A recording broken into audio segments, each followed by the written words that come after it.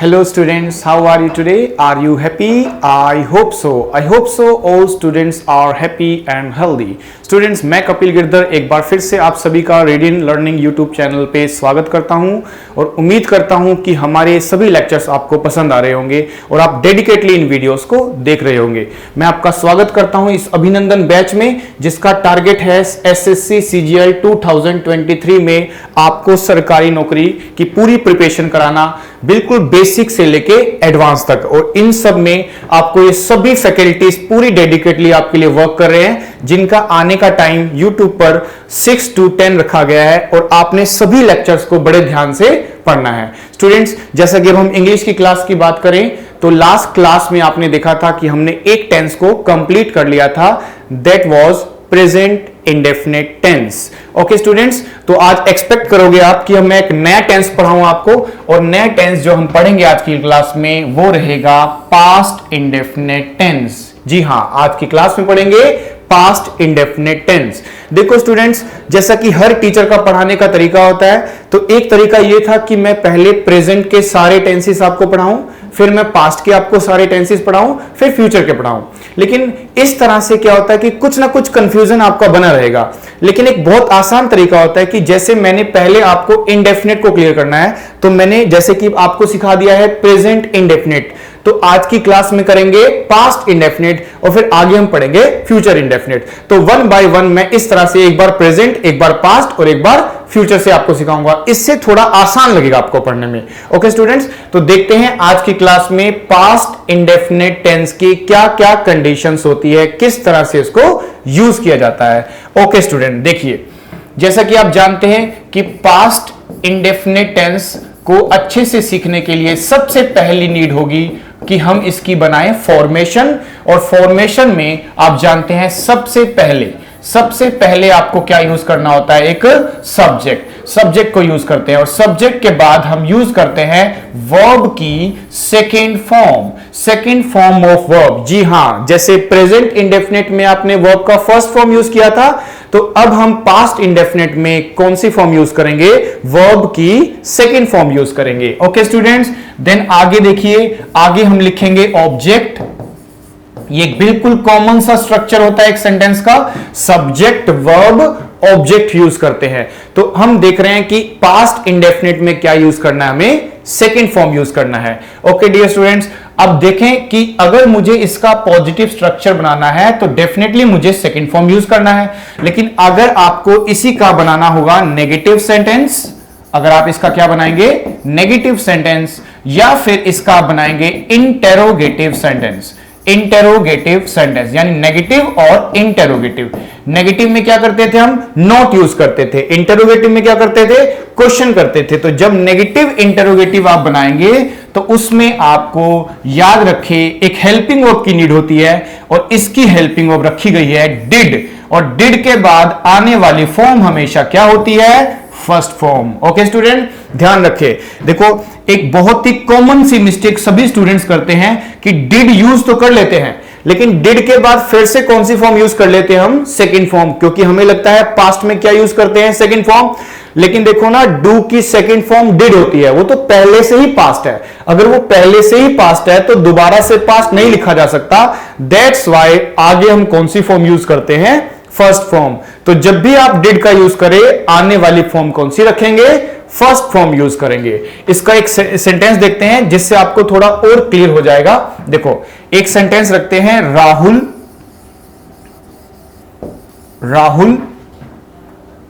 Drove the car last Sunday. Sentence लिया हमने, Rahul drove the car last Sunday. और आप जानते हैं ऐसे सेंटेंसेस को ही हमने नाम दिया था, ऐसे सेंटेंस को बोलते हैं अफर्मेटिव सेंटेंस। ये क्या बना हमारा, अफर्मेटिव सेंटेंस। तो अफर्मेटिव सेंटेंस में एक पॉजिटिव स्ट्रक्चर बना रहे हैं हम, जिसमें देखो राहुल ड्रोव द कार, यानी ड्राइव की सेकंड फॉर्म हम क्या यूज कर रहे हैं, इसके अंदर ड्रोव यूज कर रहे हैं। तो ये एक अफर्मेटिव सेंटेंस है, और इस सेकंड फॉर्म से पता चलता है कि कौन सा टेंस हो गया, ये पास्ट इंडेफिनिट टेंस। याद करें, पास्ट इंडेफिनिट टेंस में वर्ब की कौन सी फॉर्म यूज करेंगे? वर्ब की सेकंड फॉर्म यूज करनी है। ओके डियर, आगे देखिए, अब मुझे अगर इसका बनाना हो नेगेटिव, तो नेगेटिव और इंटरोगेटिव में बहुत कंफ्यूजन हो जाता है आपको। तो अगर मुझे इसका नेगेटिव बनाना है तो नेगेटिव बनाते समय मुझे हेल्पिंग वर्ब लेनी होगी, और इसकी हेल्पिंग वर्ब क्या होती है डियर स्टूडेंट्स? डिड। तो मुझे यूज करना होगा डिड, और अगर मैं डिड का शॉर्ट फॉर्म लिखूं नोट के साथ तो मुझे लिखना चाहिए डिडंट। तो राहुल डिडंट या डिड नॉट कोई भी यूज कर सकते हैं आप। Rahul didn't.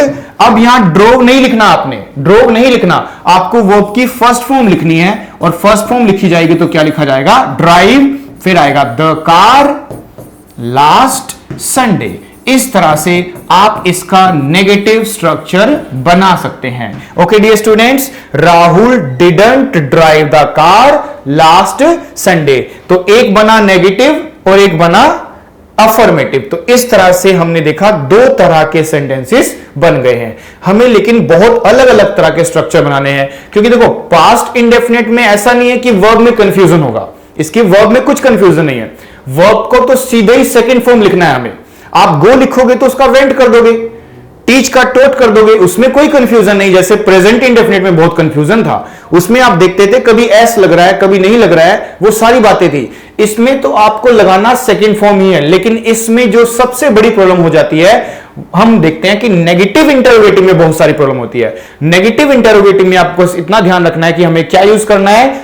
Was were, is am are, had, ऐसा लगाना गलत होगा, क्योंकि पास्ट इंडेफिनिट की हेल्पिंग वर्ब कौन सी होती है? डिड।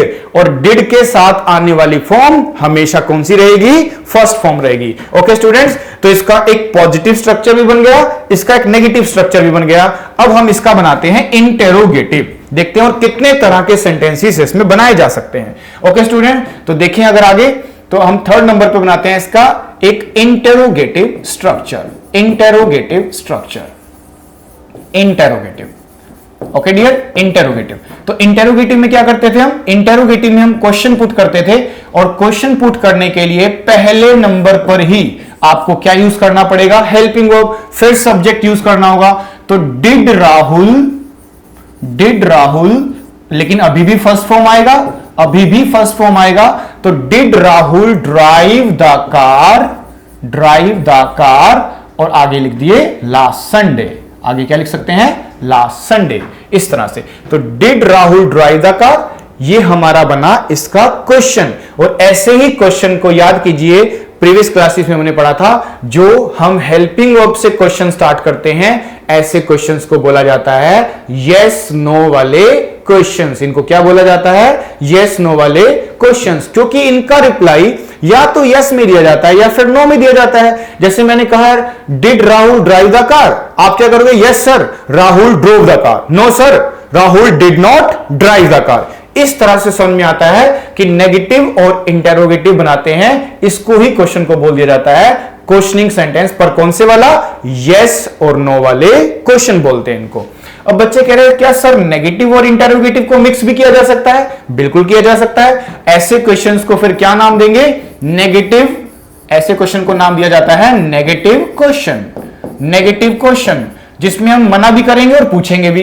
तो हम क्या कर सकते हैं? इसको बनाने के दो मेथड होते हैं। देखो, दो मेथड से आप इसको बना सकते हो। या तो आप क्या करोगे? डिड को बाहर के बाहर सब्जेक्ट से पहले नोट लगा दो, तो क्या बन जाता है? डिडंट। इस तरह से इसको मर्ज करके इकट्ठा करके लिख दिया तो क्या बन गया? डिडंट। आगे वही रहेगा डिडंट, फिर आप लिखेंगे Rahul, didn't Rahul drive the car, और इस तरह से बन जाता है हमारा क्वेश्चन। ओके डियर, अब मैं चाहूं तो इस डिड नोट को स्प्लिट भी कर सकता हूं। आप इनको स्प्लिट भी कर सकते हैं, और स्प्लिट करेंगे तो इस तरह से स्ट्रक्चर बन जाएगा कि डिड राहुल ड्राइव, अभी भी वर्ब की फर्स्ट फॉर्म आनी चाहिए, ये ध्यान रखें आप हमेशा। Did Rahul drive the car. तो इस तरह से हमारा बन गया एक और क्वेश्चन। ठीक है, तो आप कह सकते हैं कि नेगेटिव क्वेश्चन को दो तरीके से बनाया जा सकता है, and both are equally acceptable. Always remember this कि बोथ आर इक्वली एक्सेप्टेबल। तो didn't Rahul drive the car, या फिर डिड राहुल, सॉरी इसमें नॉट ऐड करेंगे, नॉट ड्राइव द कार, तभी ये नेगेटिव बनेगा। तो तो did Rahul not drive the car, इस तरह से। तो देखो इस तरह से दो तरह के नेगेटिव बनाए जा सकते हैं। ओके डियर स्टूडेंट्स, तो देखो 5 तरह के सेंटेंस बन गए। अब हम क्या करेंगे, इसको WS फैमिली वाले वर्ड्स में बना के देखते हैं। WS फैमिली वाले वर्ड्स कौन कौन से होते थे, जैसे कि व्हाट यूज कर लिया आपने, वाई यूज कर लिया, व्हेन हो गया, हाउ, ऐसे काफी सारे वर्ड्स होते थे जो W या H से बनाते थे, उनको बोलते थे WH फैमिली वाले वर्ड्स। तो हम चाहें तो WH फैमिली वाला वर्ड भी इसमें बनाया जा सकता है। देखो WH फैमिली में कोई भी वर्ड बना सकते हैं, लेकिन हम एक एग्जांपल लेते हैं। जैसे मैं बोलना चाह रहा हूं कि राहुल कार क्यों चलाता है, तो क्यों की रिस्पेक्ट में हमें क्या लिखना पड़ेगा, वाई लिखना होगा। Why Rahul drive the car, इस तरह से। ओके डियर स्टूडेंट, इस तरह से। लेकिन अब एक प्रॉब्लम ये आ जाएगी कि वाई अकेला क्वेश्चन बना सकता है क्या आपके लिए, तो आंसर है नहीं। WH फैमिली से क्वेश्चन तभी सही माना जाता है जब इसके जस्ट बाद क्या आना चाहिए, हेल्पिंग वर्ब आना चाहिए। ओके डियर स्टूडेंट, तो यहां वाई के साथ हमें क्या ऐड कर देना होगा, डिड ऐड कर देना होगा। अब सही बनेगा, why did Rahul drive the car. Okay dear students, इसको अब दो तरह से और बनाया जा सकता है नेगेटिव क्वेश्चन। जैसे इसके दो बने थे, तो WH फैमिली के भी दो तरह के नेगेटिव क्वेश्चन बनाए जा सकते हैं। जैसे कि अगर मुझे लिखना है इसका एक क्वेश्चन, तो मैं लिखूंगा वाई और इकट्ठा डिड नोट को साथ में लिखेंगे शॉर्ट फॉर्म बना के, तो क्या लिखा जाएगा, Y didn't Rahul drive the car, इस तरह से बना दिया जाएगा। ओके डियर स्टूडेंट्स, अब आगे देखिए, क्या हम इसको दूसरे तरीके से बना सकते हैं, क्या डिड नोट को अलग अलग किया जा सकता है, तो बिल्कुल किया जा सकता है डियर स्टूडेंट्स। याद रखें कैसे बनाया जाएगा, वाई डिड राहुल नोट को राहुल के बाद लिख देंगे, हमने स्प्लिट कर दिया, देखो इसको स्प्लिट कर दिया इसको, तो Y did Rahul not drive the car, इस तरह से देखो हमारे सेंटेंसेस बनते चले जा रहे हैं। तो जितनी वैरायटी हो सकती है एक पास्ट इंडेफिनिट टेंस में, वो भी हम धीरे धीरे अब सीखते चले जा रहे हैं स्टूडेंट्स। ओके, इस तरह से देखो तो 8 तरह के सेंटेंसेस बन चुके हैं। एक आप देखें तो यहां 2 तरह के बने। एक हमारा कौन सा बना, एक बना हमारा अफर्मेटिव और एक बन गया negative. Rahul drove the car last Sunday, कि लास्ट संडे राहुल ने कार चलाई थी, ये पास्ट टेंस हो गया क्योंकि सेकंड फॉर्म लगा हुआ है। उसका अगर मुझे नेगेटिव बनाना हो तो Rahul didn't drive the car last Sunday, कि लास्ट संडे उसने कार नहीं चलाई थी, इस तरह से उसका नेगेटिव बन गया है। अब देखो इंटेरोगेटिव में क्या है, एक तो यस नो से किया जा सकता है और एक WH फैमिली से। तो अब डिड से स्टार्ट करोगे तो यस नो वाला क्वेश्चन माना जाएगा। Did Rahul drive the car, क्या राहुल ने कार चलाई थी, इस तरह से। और इसका नेगेटिव मिक्स करके लिखेंगे तो didn't Rahul drive the car, क्या उसने कार नहीं चलाई थी। इसको दो तरीके से लिख सकते हो, ऐसे भी कर सकते हो did Rahul not drive the car, दोनों का मीनिंग तो सेम ही रहने वाला है। आगे फिर अगर हम स्टार्ट करें WH फैमिली से, तो Y did Rahul drive the car, कि उसने कार क्यों चलाई थी। Y didn't Rahul drive the car, उसने कार क्यों नहीं चलाई थी। Y did Rahul not drive the car, इसका मीनिंग भी वही रहेगा कि उसने कार क्यों चलाई थी, इस तरह से। तो इस तरह से देखो 8 तरह के सेंटेंसेस हमने पास्ट इंडेफिनिट में बना लिए हैं। ओके डियर स्टूडेंट, तो बताइए क्या इसके अलावा कोई और भी बन सकता है। स्टूडेंट्स कह रहे बिल्कुल बन सकता है सर। आप इसकी क्वेश्चन टैग बना सकते हो, जैसे कि प्रेजेंट इंडेफिनिट में बनाई थी आपने। तो देखते हैं किस तरह से इसकी क्वेश्चन टैग बनेगी। तो एक इस तरह से बनाएंगे कि Rahul drove the car, comma use करते हुए हमें इसकी क्वेश्चन टैग बनानी है और इस तरह से क्वेश्चन लास्ट में बना देना है। ओके डियर स्टूडेंट्स, अब सोचिए जरा कि अगर मुझे इसकी क्वेश्चन टैग बनानी है तो मैं सबसे पहला किस पे ध्यान दूंगा, वर्ब के नंबर के ऊपर। ध्यान देना, जब क्वेश्चन टैग बनाते हैं तो सबसे इंपॉर्टेंट वर्ब का नंबर होता है। वर्ब के नंबर को देख के कि वर्ब की फर्स्ट फॉर्म है कि वर्ब की सेकंड फॉर्म है, उसको देख के हम क्या यूज करते हैं, हमेशा क्वेश्चन टैग बनाई जाती है।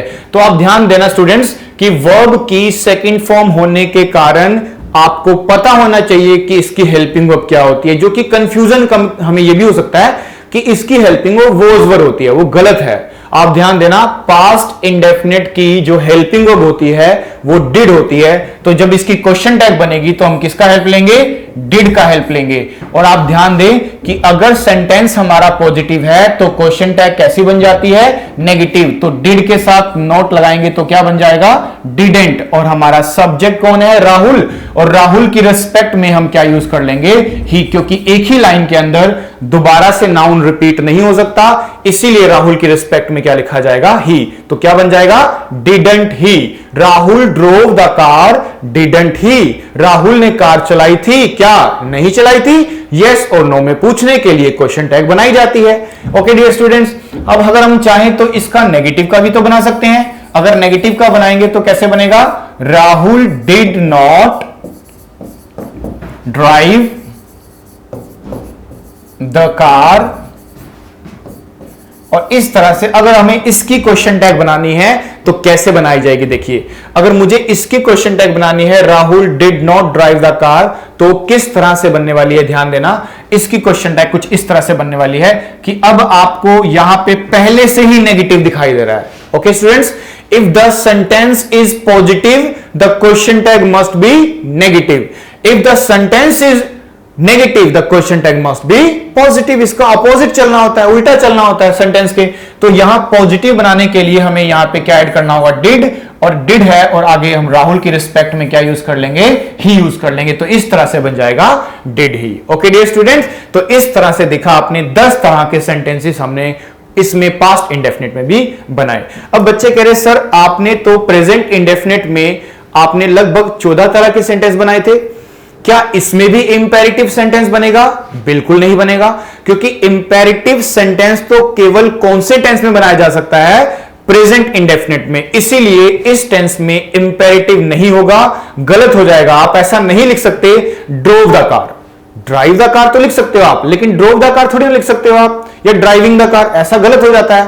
कहने का मतलब अगर हम फर्स्ट फॉर्म से स्टार्ट करते हैं तभी इंपेरेटिव सेंटेंस बनता है, तो दैट्स वाई इसका इंपेरेटिव नहीं बनने वाला। हां, इसका हम बना सकते हैं एक तरह का और सेंटेंस जिसको हमने बोला था रूल ऑफ एम्फेसिस। इसका भी एम्फेसिस बना जाएगा। ध्यान दें, एम्फेसिस किसको बोलते हैं? देखिए, अगर अब मैं देखूं कि अगर मुझे इसी सेंटेंस में एम्फेसिस का यूज करना है तो मैं कैसे करूंगा? तो याद कीजिए रूल ऑफ एम्फेसिस क्या था? रूल ऑफ एम्फेसिस के अकॉर्डिंग, रूल ऑफ एम्फेसिस यानी एक वर्ब के ऊपर दबाव देके जब सेंटेंस को बोला जाता है तो रूल ऑफ एम्फेसिस लग जाता है। और उसका स्ट्रक्चर कुछ इस तरह से बनता था कि पहले नंबर पे क्या यूज कर लेते थे? सब्जेक्ट यूज कर लेते थे। फिर उसके बाद हम वर्ब की फर्स्ट फॉर्म है, लेकिन अब हमें इसको पास्ट टेंस पे बनाना है, इसीलिए पास्ट टेंस में बनाने के लिए फर्स्ट फॉर्म से पहले क्या यूज कर लिया जाएगा? डिड यूज कर लिया जाएगा। Okay dear student, did use कर लिया जाएगा। तो डिड के साथ फर्स्ट फॉर्म यूज की जाएगी और लास्ट में लिख दिया जाएगा ऑब्जेक्ट। तो इस तरह से बन जाएगा रूल ऑफ एम्फेसिस। क्या बन जाएगा? Rule of emphasis. यानी फर्स्ट फॉर्म से पहले आपको क्या लगाना पड़ेगा? डिड लगाना पड़ेगा। ओके डियर स्टूडेंट, जैसे हमारा सेंटेंस था Rahul drove the car last Sunday. अगर मैं इस बात को कोई मानने को तैयार ही नहीं है कि राहुल ड्रोव द कार, कि राहुल ने कार चलाई थी, तो मुझे ये सेंटेंस को थोड़ा दबाव देके बोलना पड़ेगा, अरे राहुल ने कार चलाई तो थी। इस तरह से ज्यादा दबाव देने के रिस्पेक्ट में मुझे उस वर्ब से पहले क्या करना पड़ेगा? एक हेल्पिंग वर्ब लिखनी पड़ेगी पास्ट टेंस की, जिसको बोलते हैं डिड। तो अगर मुझे एम्फेसिस का सेंटेंस बनाना है तो मैं बनाऊंगा Rahul did drive, Rahul did drive the car last Sunday. इस तरह से। ओके डियर स्टूडेंट, इस तरह से बनाया जाएगा। तो Rahul did drive the car last Sunday, इस तरह से बना दिया आपने। बस आपको ध्यान ये रखना है कि अगर आप एम्फेसिस यूज कर रहे हो तो आप डू भी लगा सकते हो, डज भी लगा सकते हो, डिड भी लगा सकते हो, उससे कोई फर्क नहीं पड़ेगा। लेकिन आप ध्यान रखें कि आपको आने वाली फॉर्म फर्स्ट ही लिखनी है, आने वाली फॉर्म फर्स्ट ही लिखनी है डिड के बाद जो आने वाली है। तो इसको आप सेकंड नहीं लिख सकते ना, क्योंकि डिड के साथ इसको लिखा है तो ऐसा लिखना बिल्कुल सही है।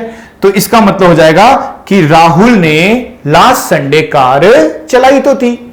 और एक एग्जांपल ले, जैसे मैं बोलूं कि I played cricket yesterday, I played cricket yesterday, कि मैंने कल क्रिकेट खेली थी। अब कोई मानने को तैयार नहीं है तो मैं क्या बोलूंगा, अरे मैंने कल क्रिकेट खेली तो थी। इससे पता चलता है कि मैं अपने उस एक्शन पर क्या कर रहा हूं, एम्फेसिस कर रहा हूं, दबाव दे रहा हूं। तो दैट्स वाई अब मुझे लिखना चाहिए क्या लिखना चाहिए कि I did play cricket yesterday. इस तरह से उस पर एम्फेसिस हो जाएगा। तो देखो स्टूडेंट्स, इस तरह से 11 तरह के सेंटेंसेस हमने बनाए।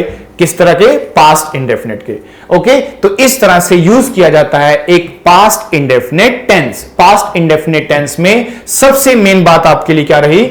सबसे मेन आपके लिए रही कि जब कभी आप नॉर्मल रूल देखते हैं तो आप कौन सी फॉर्म देखते हैं? वर्ब की सेकेंड फॉर्म। लेकिन जैसा ही उसका नेगेटिव इंटरोगेटिव यूज करते हैं तो आपको क्या यूज करना होता है? डिड, और डिड के बाद आने वाली फॉर्म कौन सी होनी चाहिए? वर्ब की फर्स्ट फॉर्म होनी चाहिए। और जितने भी स्ट्रक्चर्स बन सकते थे हमने सारे बना लिए। ओके स्टूडेंट्स, इस तरह से पास्ट इंडेफिनिट टेंस बनाया जाता है। ओके, अब आप जानना चाहोगे कि चलो पास्ट इंडेफिनिट का रूल आपको समझ में आ गया है कि किस तरह से इसको यूज करना है, क्योंकि डिड को यूज करना है और सेकंड फॉर्म यूज करनी है। लेकिन अब आप जानना चाहेंगे कि कहां कहां पास्ट इंडेफिनिट टेंस को और यूज किया जा सकता है, उसके बारे में थोड़ी बातचीत करते हैं, जैसे क्वेश्चंस एग्जाम में दिखाई देते हैं आपको। तो डियर, मैं बहुत ही प्यारा सा एक रूल लिख रहा हूं आपके लिए, उसको बड़े अच्छे से नोट करना है आपको, क्योंकि बहुत खास रूल है। क्योंकि एग्जाम्स में क्वेश्चन रिपीट होते हैं बार बार। इससे आप देखेंगे एसएससी एग्जाम आए, बैंकिंग आए, किसी भी तरह का एग्जाम हो, कॉम्पिटिटिव एग्जाम में देखेंगे तो इस क्वेश्चन को बहुत अच्छे से यूज किया जाता है। इसमें क्वेश्चन में कुछ इस तरह का स्टेटमेंट दिखाई देगा आपको कि अगर मैं लिखता हूं कि इट इज टाइम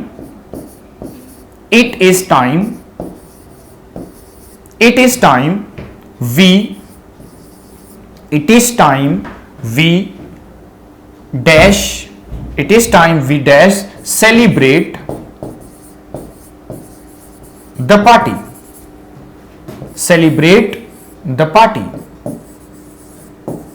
और ऐसे सेंटेंस देने के बाद मैं आपको ऑप्शंस भी दूं कि आप इसमें अपने अकॉर्डिंग बताइएगा। पहले आप अपने अकॉर्डिंग बताइएगा कि इस सेंटेंस में क्या यूज होना चाहिए। तो आपको एक नई चीज सीखने को मिलेगी। आपको यहां से एक नई चीज सीखने को मिलेगी कि किस तरह से टेंस को प्रैक्टिकल एग्जाम्स में कैसे अप्लाई किया जाता है, आपको महसूस होगा। और विदाउट मेकिंग एनी हिंदी अगर अप्लाई करोगे तो ज्यादा सुटेबल रहेगा। देखिए, हम क्या करेंगे, एक ऑप्शन देते हैं आपको कि इस प्लेस पे हमें लिखना चाहिए शुड लगा के सेलिब्रेटेड, यानी सेकंड फॉर्म सेलिब्रेटेड। एक ऑप्शन हम देते हैं आपको, बी में रखिए आप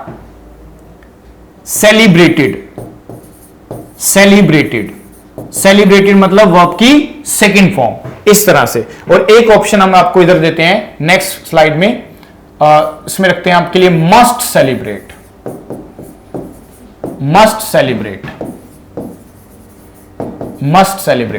और एक डी ऑप्शन रखते हैं आपके लिए had celebrated, third form, verb की थर्ड फॉर्म। तो आप देखो ध्यान से इस क्वेश्चन को, इस साइड हमने लिखा है मस्ट सेलिब्रेट और हैड सेलिब्रेटेड, और इस साइड आप देखेंगे तो क्या लिखा है, it is time we dash celebrate the party, हमें पार्टी सेलिब्रेट करनी चाहिए। तो कुछ इस तरह का सेंस बनता है। स्टूडेंट्स अक्सर इसका यही सेंटेंस बना लेते हैं। तो आप ध्यान दें, सबसे पहले आपका ध्यान जाएगा शुड की तरफ। क्यों जाएगा शुड की तरफ? क्योंकि आपको लगेगा ये काम करना चाहिए, और चाहिए के रिस्पेक्ट में तो शुड ही लगाते थे हम, आप लोग लगाते थे ऐसा, you should help the poor, आपको गरीबों की मदद करनी चाहिए। अब समय है हमें पार्टी सेलिब्रेट करनी चाहिए, तो डेफिनेटली आप लोग क्या लगा दोगे, शुड। और जैसे शुड लिखोगे क्वेश्चन गलत हो जाएगा, बिल्कुल गलत है ये, ऐसा नहीं हो सकता। अब कुछ बच्चे कहेंगे नहीं सर शुड नहीं, जरूर करनी चाहिए, और जरूर करनी चाहिए तो क्या लगा दोगे, मस्ट, तो भी गलत हो जाएगा आपका, ठीक है। और हैड सेलिब्रेटेड भी नहीं होगा, और इसका आंसर क्या होगा, इसका आंसर होगा वर्ब की सेकंड फॉर्म, जिसमें आपको दूर दूर तक कोई पास्ट नहीं नजर आएगा। यही ट्विस्ट है इस कहानी में, इस टेंस को इसी तरह से यूज किया जाता है। तो अब मैं आपको सिखाता हूं कि किस तरह से इस रूल को बनाया जाता है, याद किया जाता है, जो एग्जाम्स में आता है। तो एक ध्यान रखना स्टूडेंट, अगर मैं किसी भी सेंटेंस की शुरुआत इट इज टाइम, अगर मैं एक सेंटेंस की शुरुआत it is time it is high time, it is high time, या इट इज अबाउट टाइम से करूंगा, इट इज अबाउट टाइम से करता हूं, अगर मैं एक सेंटेंस की शुरुआत मैं इनसे करता हूं, तो ऐसे कंडीशन में ध्यान रखें स्टूडेंट्स, ऐसे कंडीशन में आपको अगर कोई सब्जेक्ट दिखाई देता है, क्या दिखाई देता है? सब्जेक्ट, डूअर, करने वाला। अगर आपको कोई सब्जेक्ट दिखाई देता है तो उस सब्जेक्ट को सेटिस्फाई करने के लिए आप दो तरह के रूल अप्लाई कर सकते हो। एक होता है आप चाहो तो इसको पास्ट इंडेफिनिट टेंस में बना दो, जिसको कौन सी फॉर्म से बनाया जाता है? वर्ब की सेकंड फॉर्म से। और आप चाहो तो इसको बना दो पास्ट परफेक्ट से, और पास्ट परफेक्ट का रूल होता है हैड प्लस वर्ब की थर्ड फॉर्म, जो आगे की क्लासेस में सीखोगे भी आप इस तरह से। ओके डियर, अब बच्चे कह रहे सर ये तो दो रूल है, पर आपने तो यहां पे हैड प्लस थर्ड फॉर्म को नहीं मार्क किया, आपने तो सेकंड फॉर्म को मार्क किया। अब ध्यान देना स्टूडेंट्स कि किस तरह से इसको डील करोगे आप लोग इसको इस तरह से ही डील करना, ध्यान लेके कि हमें क्या करना है। देखो दो ऑप्शन है, लेकिन एक बात ध्यान रखिए, यहां इज लगा हुआ है। अगर इज लगा हुआ है तो इसका मतलब है कि मैं यहां पे प्रेजेंट की बात करना चाह रहा हूं। प्रेजेंट की बात किससे पता चल रही है? इससे पता चल रही है। अगर यहां प्रेजेंट लिखा है तो आगे क्या लिखा जाएगा? पास्ट लिखा जाएगा, और पास्ट का रूल क्या होता है? Second form. अब बच्चे कह रहे सर अगर यहां इजेमा ना लिखा हो, वॉजवर लिखा हो, हाँ बिल्कुल, तो क्या बन जाएगा? पास्ट बन जाएगा। अगर यहां वॉजवर लिखा आ जाए तो इससे पता चलता है ये पास्ट की बात हो गई। और अगर एक बार पास्ट आ गया है तो दोबारा पास्ट नहीं लिखेंगे, फिर हम लिखेंगे मोर पास्ट। और मोर पास्ट को इंग्लिश में क्या नाम दिया गया है? हैड प्लस वर्ब की थर्ड फॉर्म। तो इससे समझ में आता है अब हमें कि अगर आप प्रेजेंट यूज करोगे तो आगे क्या लिखना है? पास्ट। और अगर यहां पहले से ही पास्ट लिखा है, इट वॉज टाइम लिखा हुआ है, तो दोबारा पास्ट ना लिख करके हमें क्या लिखना पड़ेगा? मोर पास्ट। इस तरह से हम लगाएंगे हैड प्लस थर्ड फॉर्म। और हमारे सेंटेंस के अकॉर्डिंग हमने यहां प्रेजेंट शो किया था, इसीलिए यहां पास्ट शो करना है, और पास्ट शो करने के लिए आएगी वर्ब की सेकेंड फॉर्म। इस तरह से इसको यूज किया जाएगा। ओके डियर स्टूडेंट्स, तो ये ध्यान रखना, मैं रिपीट कर रहा हूं क्योंकि बहुत इंपॉर्टेंट रूल है, ये एग्जाम्स में आता है, तो मैं रिपीट कर रहा हूं आप लोगों के लिए कि अगर एक सेंटेंस की शुरुआत it is time, it is high time, it is about time से करोगे, और उसके बाद आपको क्या दिखाई देता है? एक सब्जेक्ट दिखाई देता है, उस सब्जेक्ट को सेटिस्फाई करने के लिए वर्ब की सेकेंड फॉर्म लगा सकते हो, या फिर हैड प्लस वर्ब की थर्ड फॉर्म लगा सकते हो। Both are equally acceptable. पर ध्यान देना है, अगर इन सेंटेंसेस में प्रेजेंट होता है तो वहां पास्ट दिखाएंगे, यहां अगर आप पास्ट देखते हैं तो वहां पे मोर पास्ट दिखाई देंगे, जिसको बोलते हैं हैड प्लस वर्ब की थर्ड फॉर्म बोलते हैं। ओके डियर स्टूडेंट्स, तो इन बातों का आपको विशेष ध्यान रखना है, और ध्यान रखें कि इनके जस्ट बाद क्या होना चाहिए? सब्जेक्ट, तभी ये रूल वैलिड होगा। अगर सब्जेक्ट नहीं है तो वैलिड नहीं होगा, सब्जेक्ट होना जरूरी है। जैसे देखिए यहां पे मैंने सब्जेक्ट क्या यूज कर लिया आप लोगों के लिए? वी यूज कर लिया है। तो इस रूल को बड़े ध्यान से देखें, ताकि हम जब प्रैक्टिस करेंगे तो इसको मैं आपको अलग अलग तरह के सेंटेंसेस दूंगा ताकि आप इसको समझे। तो अभी के लिए सिर्फ इसको याद रखना है, इसको समझना है। एक सेंटेंस में और प्रैक्टिस करा देता हूं आपको किस तरह से इसको डील करेंगे। जैसे मैं लिखता हूं अगर it was high time, it was high time, it was high time we dash leave the job, leave the job। अब देखो सेंटेंस को किस तरह से ये डील करेंगे। आप देखो, अब इस सेंटेंस की शुरुआत तो अभी भी उसी ने एक्सप्रेशन से हो रही है, इट वॉज हाई टाइम, बस डिफरेंस ये आ गया कि अब हमने पास्ट शो कर दिया यहां पे। अगर यहां पास्ट शो कर दिया है तो दोबारा पास्ट नहीं लिखेंगे, हम प्रेफरेंस किसको देते हैं? मोर पास्ट को। तो मोर पास्ट का रूल होगा, यहां पे पहले हैड लगाया जाएगा, और अगर हैड आ गया है तो लीव नहीं होगा, थर्ड फॉर्म होगी, तो क्या लिखना पड़ेगा? हमें लेफ्ट लिखना पड़ेगा। इस तरह से डील करना है आपको कि सब्जेक्ट को सेटिस्फाई करने के लिए लगा दिया हैड प्लस वर्ब की third form. Okay dear students, तो इस तरह से डील करना। मुझे लगता है आपको ये अच्छे से बात समझ में आ गई है कि इसमें शुड नहीं लगाते हैं। हिंदी में शुड अच्छा लगता है लेकिन ग्रामेटिकली गलत है, तो आप ध्यान रखना सब्जेक्ट के बाद या तो सेकंड फॉर्म लगाओ या फिर हैड प्लस वर्ब की थर्ड फॉर्म लगाओ। और ये इसका पहला यूज है पास्ट इंडेफिनिट का। पास्ट इंडेफिनिट को इस जगहों पे यूज किया जाता है। ओके डियर स्टूडेंट्स, बहुत इंपॉर्टेंट है, अच्छे से नोट कर लेना। आगे देखो नेक्स्ट। अब नेक्स्ट में देखो मैं क्या सिखाऊंगा आपको कि पास्ट इंडेफिनिट को और कैसे यूज करेंगे। देखो स्टूडेंट, जनरली हम क्या होता है ना, हम लोग हिंदी बना के कनेक्ट करते हैं चीजों को। अगर हम हिंदी बनाते हैं तो कभी कभी चीजें हमें हिंदी में अच्छी लगती है तो हमें लगता है ये आंसर सही है। ध्यान देना, अगर मैं 3 सेंटेंस लिखूं आपके लिए और आप बताओ इसमें से कौन से ठीक है और कौन से गलत है। एक लिखा है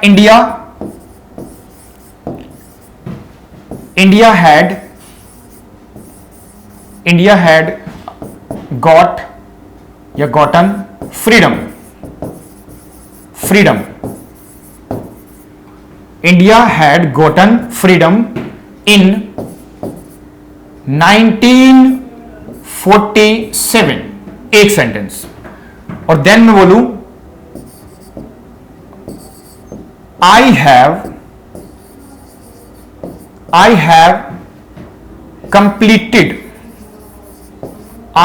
completed my graduation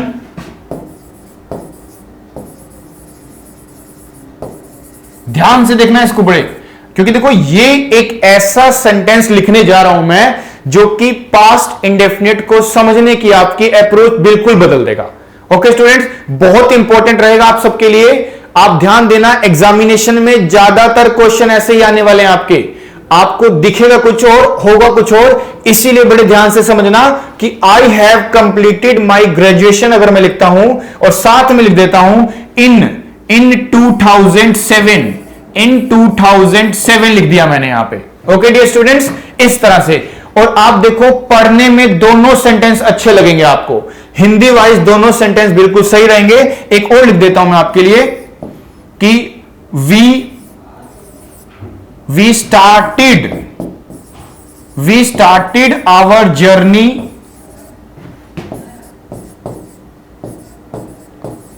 yesterday।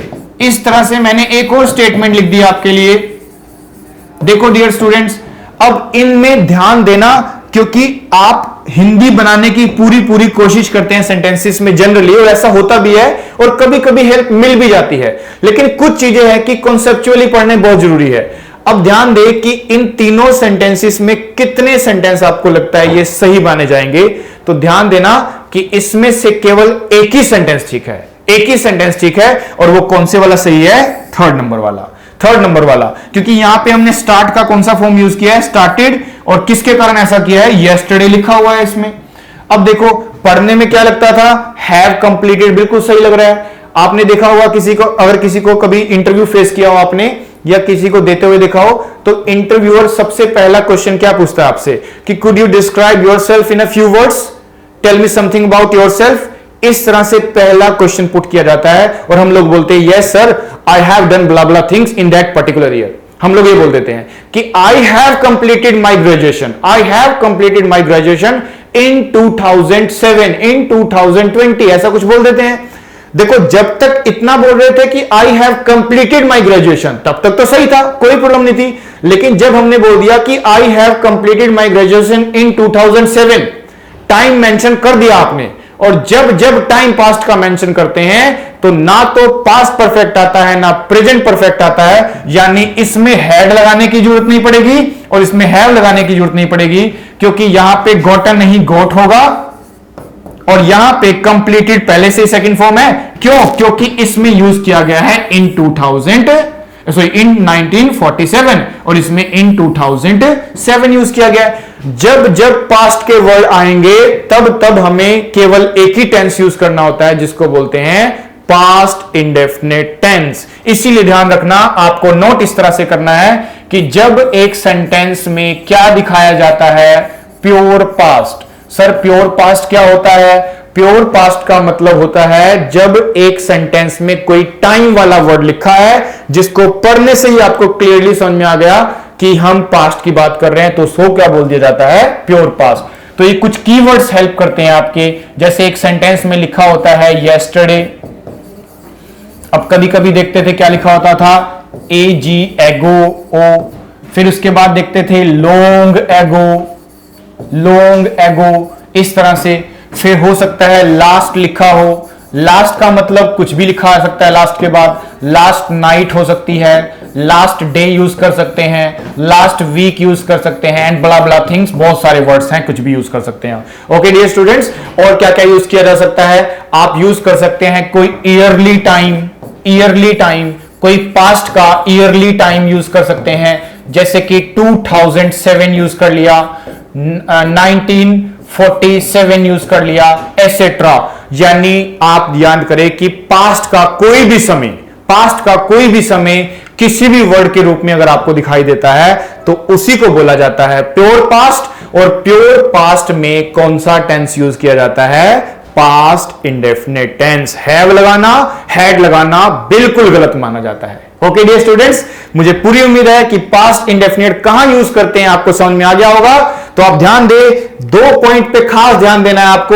एक तो इट इज टाइम वाला सेक्शन हो गया आपके लिए, और एक सेक्शन हो गया हमारे लिए ये प्योर पास्ट वाले वर्ड जो कि पास्ट इंडेफिनिट के लिए बनाए जाते हैं। और यूज करना हमने पहले सीख लिया था पास्ट इंडेफिनिट को, और इसी को रिवाइज करना है नेक्स्ट क्लास में। थोड़ा प्रैक्टिस मैं इसका कराऊंगा आपको, प्रेजेंट इंडेफिनिट का भी, पास्ट इंडेफिनिट का भी। तब तक आप इसको रिवाइज करके रखेंगे। ओके डियर स्टूडेंट्स, मुझे लगता है आज की क्लास में इतना सफिशिएंट रहेगा आप स्टूडेंट्स के लिए। ओके स्टूडेंट्स, इसको रिवाइज करना, बाकी हम नेक्स्ट क्लास में करेंगे। Thank you for watching this video. Okay dear students.